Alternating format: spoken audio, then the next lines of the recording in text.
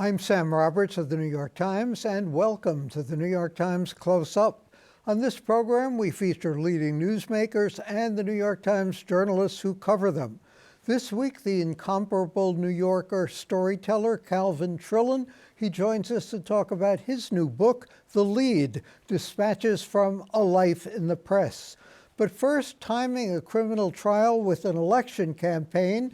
Last week, a federal court of appeals denied Donald Trump's request for blanket immunity over acts he committed while in the White House. Joining me to discuss the latest legal wrangling, New York Times Sidebar columnist and Supreme Court correspondent Adam Liptak. Adam, welcome and thanks for joining us. Adam, what are the options available to the Supreme Court now as it considers Trump's application? So Donald Trump lost in the appeals court, has gone to the Supreme Court, and for now has only asked for one thing: to put the trial on hold while he gets around to filing a formal appeal with the Supreme Court. Jack Smith, the special counsel, has responded to that and asked the court to move quickly to either turn down the request to keep the trial on hold or to hear the case itself and to hear it very quickly and to hear arguments in March. So the court has a number of permutations, but the two basic ones are either to say, let's let the trial go forward, or to say, we're going to hear the case and probably quite quickly. Or can they say, we're going to hear the case and we rule summarily that we agree with the Court of Appeals?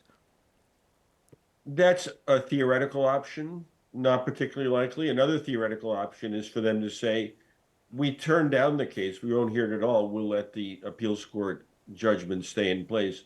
So there's a decision tree with like 6 different branches. But the likely outcome, Sam, is that the Supreme Court thinks it ought to have the last word on something as consequential as the scope of presidential immunity, which it has recognized in other contexts.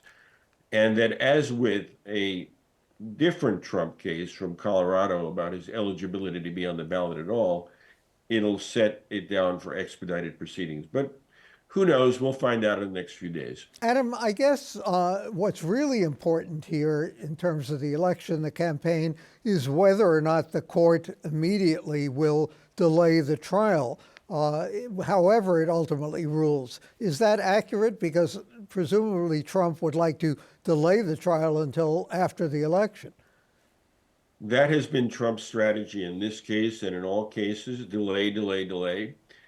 The Supreme Court may or may not take account of the election. It may view this as an ordinary criminal case, and it may proceed in a cautious, deliberate way. But I think the justices have to know that the real issue here is whether we're going to have a trial before the election. And I think the more likely outcome is that they hear the case, they reject the claim of absolute immunity, and the trial goes forward, but not until June, July, in the heat of the campaign, which will make for a very odd juxtaposition, a kind of societal split screen between a campaign and a criminal proceeding. Adam, I know you're a lawyer, so I ask this question advisedly, but a lawyer for the former president said that he would be immune from prosecution for the murder of a political rival while he was in office. Why would a lawyer say something as outlandish or inflammatory as that? Well, he was asked a question that tested his hypothesis that absolute immunity means absolute immunity. And I'm not sure he had an option but to give the answer that he gave. It's a very unsatisfying answer. In fairness to him, he did say that there's one circumstance in which the prosecution would be proper: if the president orders the assassination, is impeached by the House, tried and convicted by the Senate, then he could be criminally prosecuted. Now, that's like such a narrow sliver of a theoretical option that it almost amounts to the same thing. But the lawyer did lay out one possible route to criminal prosecution. If we're looking for precedents, obviously nothing has come quite close to this, but in the case of President Nixon, in the case of President Clinton, did they ask for or get any degree of immunity? There's a case involving Nixon, not the famous Nixon tapes case, which goes the other way. There, the president was ordered to comply with a criminal subpoena. But there's a civil case involving President Nixon. After he left office, he was sued for supposedly firing a whistleblower. And the court said that in the civil setting, not the criminal setting, in the civil setting, former President Nixon had absolute immunity for conduct to the outer perimeter of his official actions. So there's some precedent in the civil setting. President Clinton, when he was sued for sexual harassment by Paula Jones, lost in the Supreme Court for pre-presidential conduct. So there are a number of overlapping categories. Were you in office? Was it civil or criminal? Was it a subpoena or an indictment? And the court has never ruled on the precise question here. But in the criminal setting, Nixon lost and Trump lost, you recall, Sam, when a House committee and the Manhattan DA were seeking documents from him. So the weight of the precedent would seem to go against absolute immunity in a criminal setting. Adam, obviously the Supreme Court also considering that question of ballot access, the Colorado case. What does the 14th Amendment actually say about that? And what did the people who passed that amendment, what were they thinking? Well, it was passed, of course, in the wake of the Civil War, and their immediate concern was making sure that the people who had seceded and waged an insurrectionist war on the United States could not assume office. But what the amendment says broadly is that if you've sworn an oath to support the Constitution and you engage in insurrection, you may not hold office. There are a bunch of arguments about how that fits or doesn't with Donald Trump, whether it was an insurrection, whether he engaged in insurrection, whether he's one of the people covered by the law because the president is not mentioned by name, whether the office he seeks, the presidency, is covered by the law, whether Congress has to act first, whether it bars you from running for office or merely holding office. And that's significant because the section also says that Congress, by a 2/3 vote of each house, can remove the disqualification. So there's like 6 different off-ramps by which Trump could win. And judging by the questions at the argument last week, the Supreme Court will not be inclined to knock the leading candidate of a major political party off the ballot. It's been suggested that maybe the court would compromise and not knock him off the ballot and not give him immunity. Is the court that political, or is it going to consider each of these cases solely on the legal grounds? Well, if you were to ask the justices, they would say these are independent legal questions and the one doesn't affect the other.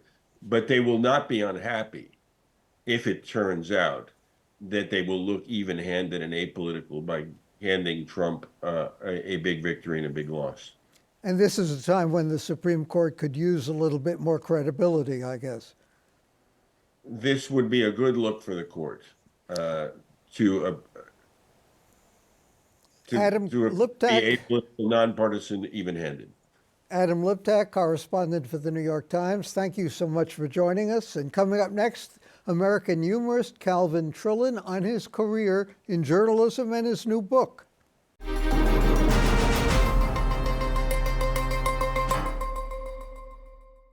My next guest is an extraordinary American journalist, humorist, novelist, Calvin Trillin. He's been writing for more than 6 decades, much of that time for The New Yorker. He's covered civil rights, politics, food, popular culture, and the media. The subject of his latest anthology, The Lede, Dispatches from a Life in the Press.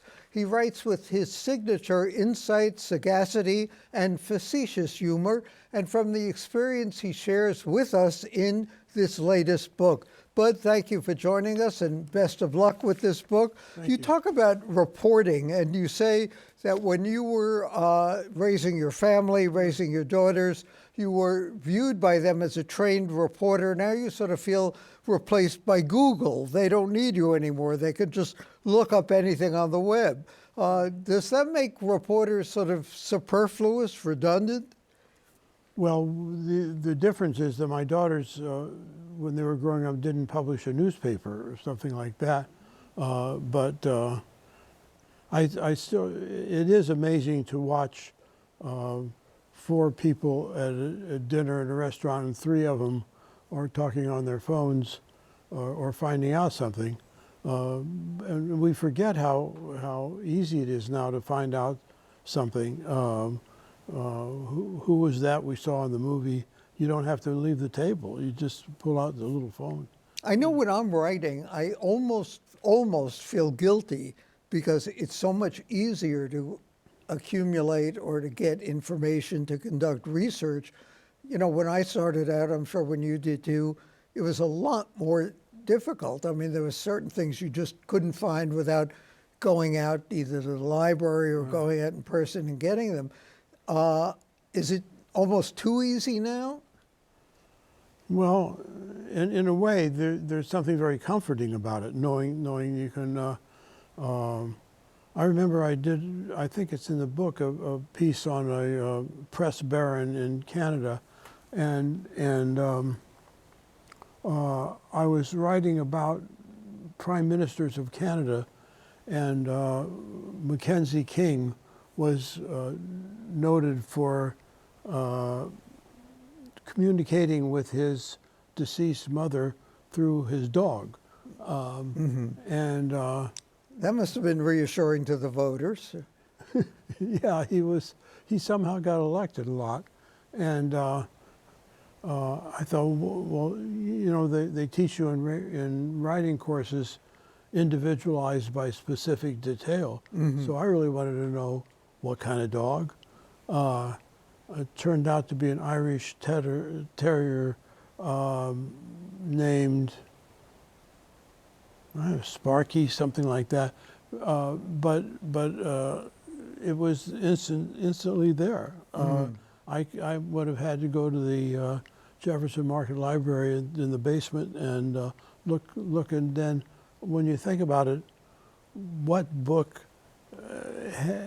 has it in its purview to name the dog of the Canadian Prime Minister? It might take you a long time. It sure would. Let me point out that the Los Angeles Times said that the lead by Calvin Trillin, he said, there's no one better working in journalism today.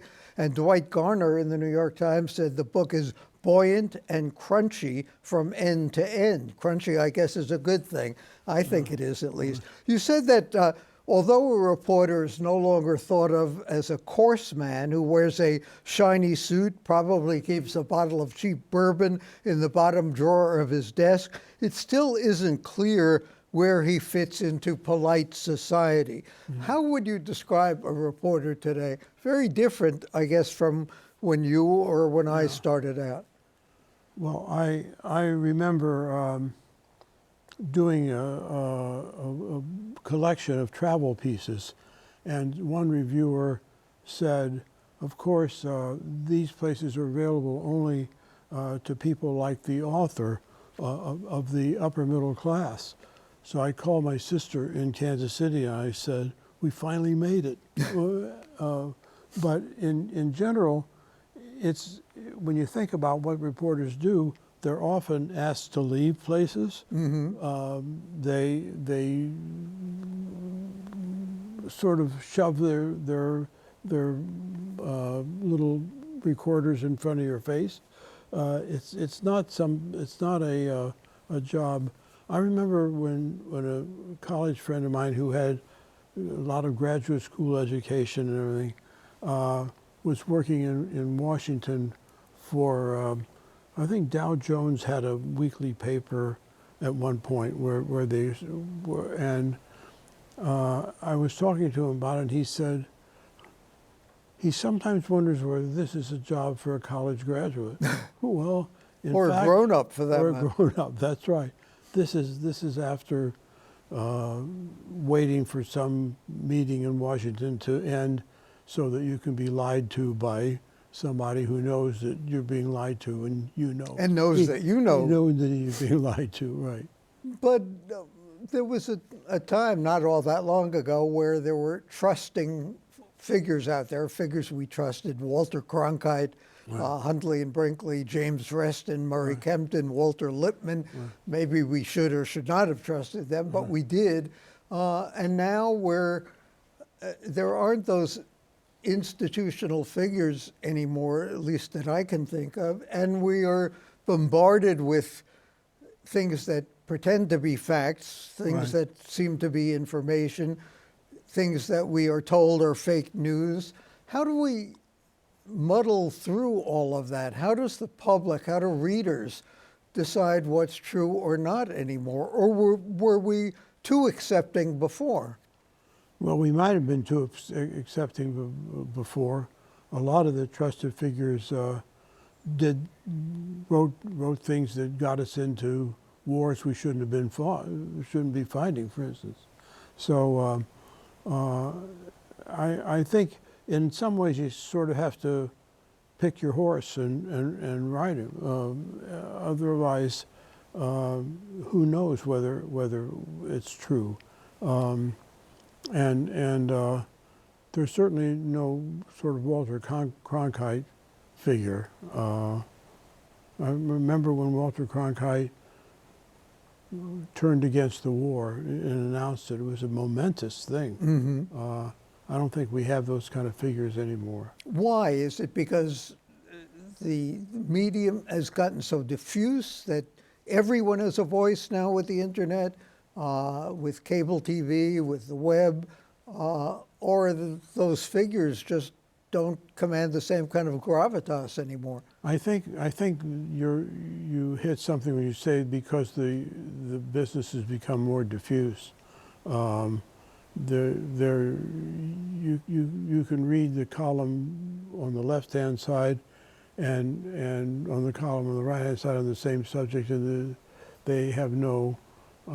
Plus, there are all those people who, what was the phrase? Are in their boxer shorts in the basement doing a blog or something like that. So, in some ways, there's more information, but not as much the information that you can trust.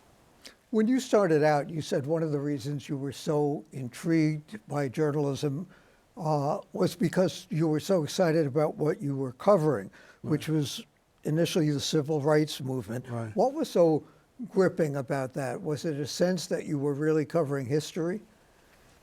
Yeah, I think that was part of it. It was dramatic. It was, and it raised a lot of questions about how you reported it, about objectivity, et cetera, and so the difference between people who thought that every American had a right to vote and people who thought that people who said that should have their houses burned down, there's no easy moral equivalency to that. And then I remember going to a jail in, I think it was Atlanta, and you could hear as you walked in, you could hear "We Shall Overcome" from one of the cells back, and there were these sort of coat and tie undergraduates, and it had to be dramatic, and people made decisions. Ordinary people had to make really important decisions, like in New Orleans, would you let your first grader go to that school if there were a bunch of women outside yelling obscenities at them? It's a question that has to be grappled with. In the book, you talk about your technique as a journalist, and this may sound simplistic, but I don't think enough people really think about it. You said you wrote about eating rather than about food, and you wrote as a reporter rather than as an expert. What did you mean by that? Well, I found at one point that writing about eating was a way of writing lighter pieces about America than I was doing. At that time, I was doing an article every 3 weeks somewhere in America for the New Yorker, and a 3,000-word article. Newspaper magazine writers used to say, "How do you keep up the pace?" And newspaper reporters would say, "What else do you do?" But What do you do for a living? exactly. But I found that writing about food, I wasn't interested in what the best chili restaurant in Cleveland was. I was interested that they thought chili was cooked by Macedonians, and they had a way of ordering it like a 3-way or a 2-way. I'm sorry, it was Cincinnati, not Cleveland. I found that more interesting than, plus I have no credentials for judging the food. Well, most food columnists don't, I guess that's true. except their palate, I guess. Right. And what about looking at things as a reporter, not as an expert? I think most reporters are generalists. I mean, I think, and they actually are expert at certain things, like Johnny Apple, whose profile is in the book. He was very good at what I think the Times calls, is it Q-heads or something like that? Q-headed analysis. Yeah, and good at those stories that started in the upper right that encompass more than one story. But he wasn't, say, somebody who would have been good as an investigative reporter. He was an interesting character to write about. But Yes, indeed. I think the first sentence of that profile is something like, the consensus in the trade, I'm pleased to report, is that R.W. Apple Jr. of the New York Times is a lot easier to take than he once was. It's amazing that you not only wrote that, but you remember it. Why do you call journalism a trade rather than a craft or a profession or however else we would characterize it? You know, I'm not sure of that. I saw that mentioned in a review. It's not, I think something to be a profession, you have to get some kind of certificate. I mean, it says MD, or doctor, or lawyer, or something like that. So I think it's not a profession, but trade just sounded right to me. That, it's not what my mother would call uppity.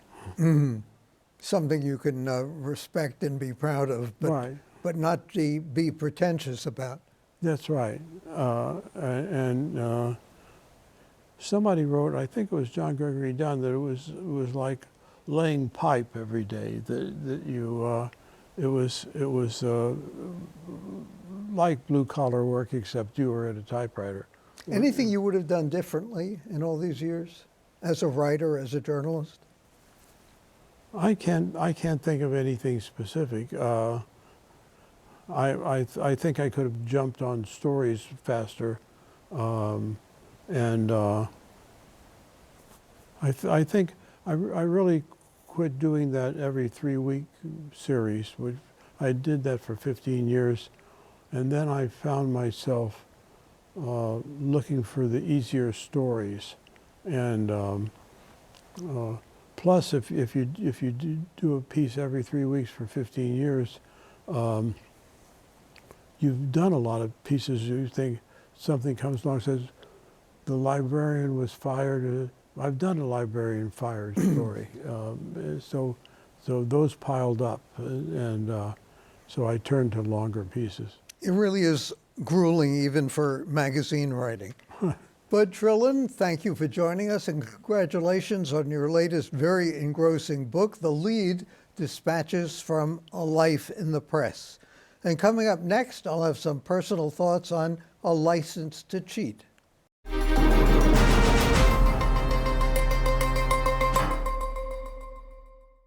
Congestion pricing is coming, and soon. Some tweaks are still likely in how much it will cost to drive into Manhattan south of 60th Street and who will be partially or fully exempt, but it's now all but inevitable. Will it really reduce traffic in Midtown? Will you be able to drive crosstown faster than you can walk? Will bus lanes still be blocked? Will delivery trucks still double park? Will bike lanes and sidewalk cafes cause more congestion than cosmetic improvements in mass transit can mitigate? Having witnessed gridlock in London, where congestion pricing was introduced 2 decades ago, I'm skeptical. Chances are, though, whatever its side effects on parking garage rates and traffic north of 60th Street, the experiment can't make Midtown delays any worse. Also, the fee collected from drivers, $15 or whatever is eventually charged, will produce a windfall for mass transit. Improving subway and bus service may wind up reducing traffic congestion more than the pricing itself will. One big challenge, though, will be getting people without easy passes to pony up. Some New Yorkers complain that we're a so-called sanctuary city for migrants. Well, we're also a sanctuary city for homegrown scofflaws. Decriminalizing victimless offenses might have been more popular if the public was confident that fare beaters and other offenders would pay up or show up. So many don't. Controller Brad Lander recently estimated how many vehicles are missed by red light and speed cameras. If that's any indication, the expected yield from congestion pricing could fall short by hundreds of millions of dollars.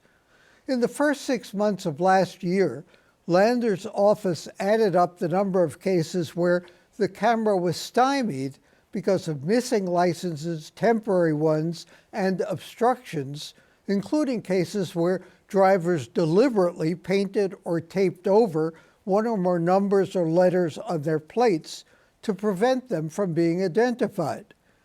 In those 6 months alone, the camera missed more than 1 million vehicles. Extrapolating from its sample, the audit estimated that the city lost at least $108 million in revenue last year. How will congestion pricing be enforced in a digital world that can be defeated by paint or tape? Officials ought to be able to find a way, instead of looking the other way when motorists have license to cheat. For the New York Times and CUNY TV, I'm Sam Roberts.